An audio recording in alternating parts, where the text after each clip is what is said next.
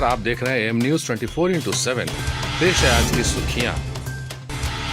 नेपाल से आने वाली बाढ़ को थामने के लिए कमला नदी पर बनेगा बराज, सीएम का आदेश। मुख्यमंत्री नीतीश कुमार ने कहा कि कमला वियर के बराज में परिवर्तित होने से इस कमांड क्षेत्र में 23,788 एकड़ में अतिरिक्त सिंचाई क्षमता सृजित होगी।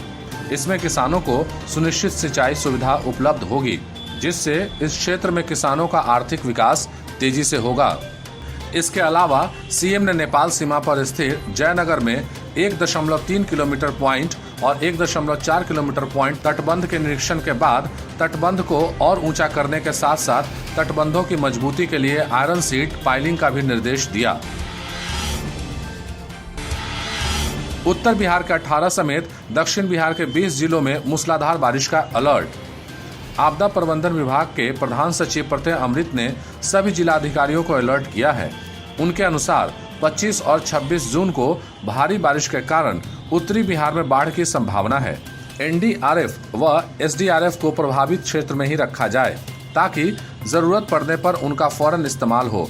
अरब सागर और बंगाल की खाड़ी से आ रहे नमी और टर्फ लाइन का मिलन उत्तरी बिहार खासकर नॉर्थ ईस्ट बिहार में होगा। इसी वजह से किशनगंज, अररिया, पूर्णिया, मधेपुरा, सुपौल जिलों में भारी बारिश होगी। पटना समेत दक्षिणी बिहार में भी भारी बारिश के आसार हैं। प्रदेश में 6,106 लोगों ने कोरोना को हराया। मंगलवार को राज्य सरकार द्वारा जारी आंकड़ों के आधार पर अब प्रदेश में कोरोना संक्रमितों की कुल संख्या 8,273 हो गई है, जिसमें एक्टिव मरीज 2,111 हैं और 6,106 संक्रमितों ने कोरोना वायरस को परास्त करने में सफलता हासिल की है। हमें और सतर्क रहने की जरूरत है। देश में पहली बार पेट्रोल से महंगा हुआ डीजल। देश में पहली बार किसी क्षेत्र में डीजल का दाम पेट्रोल से ज्यादा हुआ है।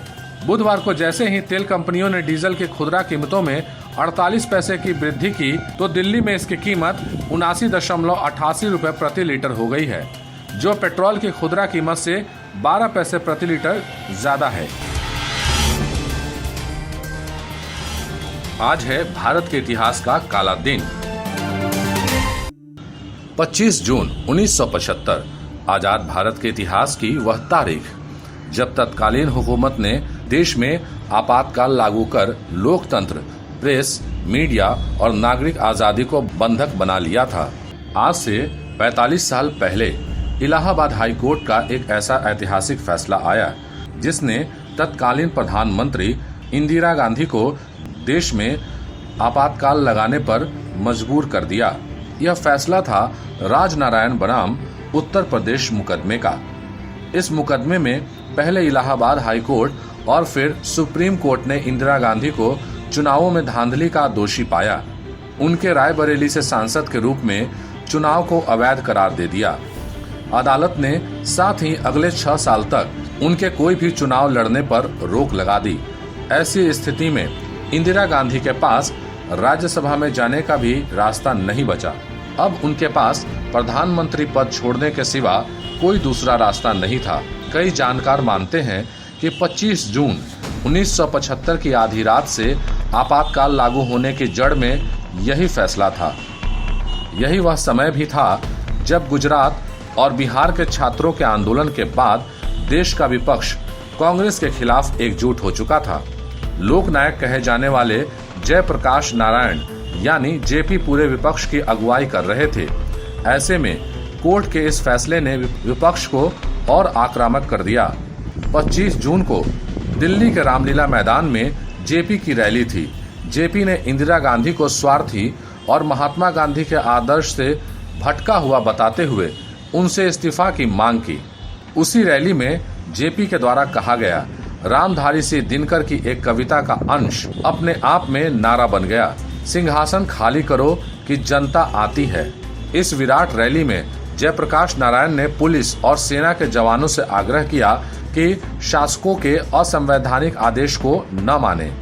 यहीं से शुरुआत हुई स्वतंत्र भारत में तानाशाही के अंधेरे राज की।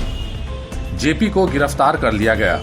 इंदिरा गांधी ने जयप्रकाश नारायण के इसी बयान को बहाना बनाकर आपातकाल लागू कर दिया। 26 जून 1975 की सुबह राष्ट्र के नाम अपने संदेश में इंदिरा गांधी ने कहा, आपातकाल जरूरी हो गया था। एक जना सेना को विद्रोह के लिए भड़का रहा है, इसलिए देश की एकता और अखंडता के लिए यह फैसला जरूरी हो गया था।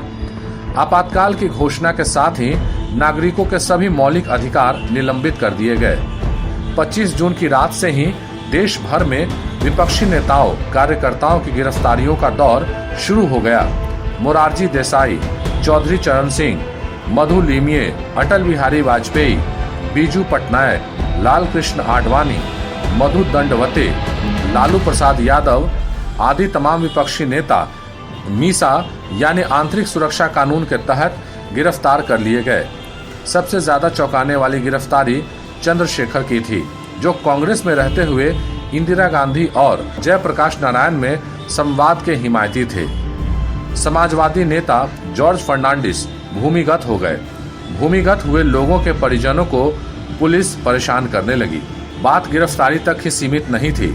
जेलों में बंद कार्यकर्ताओं को तरह तरह से शारीरिक और मानसिक यातनाएं देने का सिलसिला भी शुरू हो गया। ऐसी यातनाओं से कई लोगों की जेलों में ही मौत हो गई, तो कई लोग गंभीर बीमारियों के शिकार हो गए। यह ऐसा कानून था जिसके तहत गिरफ्तार व्यक्ति को कोर्ट में पेश करने और जमानत मांगने का भी अधिकार नहीं था। असुरक्षा बोध से बुरी तरह ग्रस्त श्रीमती गांधी को उस दौर में अगर सर्वाधिक विश्वास किसी पर था तो वे थे उनके छोटे बेटे संजय। अपनी प्रगतिशील छवि बनाने के लिए संजय गांधी ने 5 सूत्री कार्यक्रम को पेश किया, जिसके प्रचार प्रसार में पूरी सरकारी मशीनरी झोंक दी गई। उस बहुचर्चित 5 सूत्री कार्यक्रम में सबसे ज्यादा जोर परिवार नियोजन पर था। आंकड़े बढ़ाने की होड़ में बूढ़ों, बच्चों, अविवाहित युवक युवतियों तक की जबरन नसबंदी करा दी गई। सर्वत्र त्राही त्राही मच गई थी। लेकिन हर अंधेरी रात के बाद उजाला दिन होता है। भारत में भी आपातकाल की काली अंधेरी रात लोकतंत्र की खूबसूरत सुबह के साथ एक बार फिर लौटी। राजनारायण बनाम उत्तर प्रदेश से शुरू हुई अंधेरी रात जयप्रकाश नारायण के सत्याग्रह के साथ खत्म हो गई। आखिरकार इंदिरा गांधी को झुकना पड़ा और जनता को दमन चक्र से मुक्ति मिली। 21 महीने बाद फिर से लोकतंत्र बहाल हुआ।